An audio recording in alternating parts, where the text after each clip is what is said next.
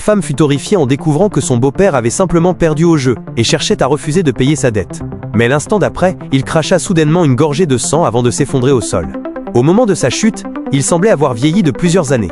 Ce n'est qu'à cet instant que la femme sentit la peur l'envahir. Tout avait commencé quelques instants auparavant. Sous les encouragements de toute la famille de son mari, elle avait participé à un jeu de Toto, enveloppe rouge virtuelle. La règle était simple. Celui qui obtenait la meilleure chance devait exaucer sans condition un souhait de la personne ayant envoyé l'argent. La première manche fut lancée par sa belle-mère. Et, comme par hasard, la femme obtint la meilleure enveloppe. Sans détour, la belle-mère exprima son souhait. Puisqu'on a accepté les règles du jeu, tu dois tenir parole. La femme n'eut d'autre choix que de transférer docilement 80 000 yuans à sa belle-mère.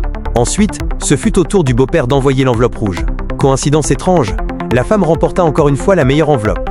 Cette fois, le beau-père ouvrit grand la bouche. « Achète-moi une voiture de luxe ». La femme resta complètement abasourdie. Son mari intervint rapidement pour arranger les choses. « Considère simplement ça comme une preuve de piété filiale envers mes parents ». La femme ravala sa colère et transféra malgré elle 450 000 yuans pour acheter la voiture. Puis ce fut au tour du mari d'envoyer l'enveloppe rouge. Et cette fois le souhait du mari était encore plus scandaleux. « Vide mon panier d'achat ». Le panier était rempli de produits de luxe coûtant plus d'1 million de yuan. La femme explosa intérieurement. Il était évident qu'il la prenait pour une idiote à dépouiller jusqu'au dernier centime. La belle-sœur tenta aussitôt de calmer l'atmosphère. « Tu n'y perds rien, ce n'est qu'un jeu », le mari ajouta. « Ne gâche pas l'ambiance ». Après un long moment d'hésitation, la femme serra les dents et réalisa malgré tout le souhait de son mari. Puis arriva le tour de la belle-sœur. Le plus étrange, c'est qu'avant même que la femme n'ouvre l'enveloppe, la belle-sœur annonça joyeusement. « Encore toi la gagnante ».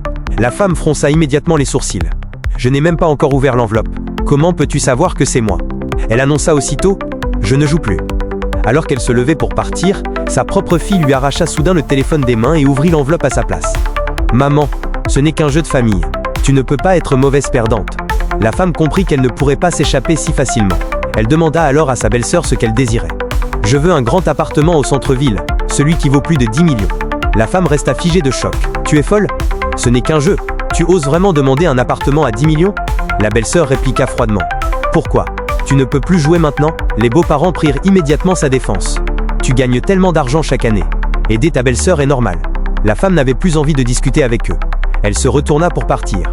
Mais sa fille la retint soudainement. « Tu ne peux pas partir. Tu dois acheter cette maison pour ma tante. » La femme était complètement perdue. « Qu'est-ce que tu racontes ?» Sa fille la supplia. « Maman, fais-moi confiance juste une fois. » Avant même qu'elle puisse réagir, sa fille accepta directement la demande absurde de la belle-sœur à sa place. La belle-sœur éclata immédiatement de joie.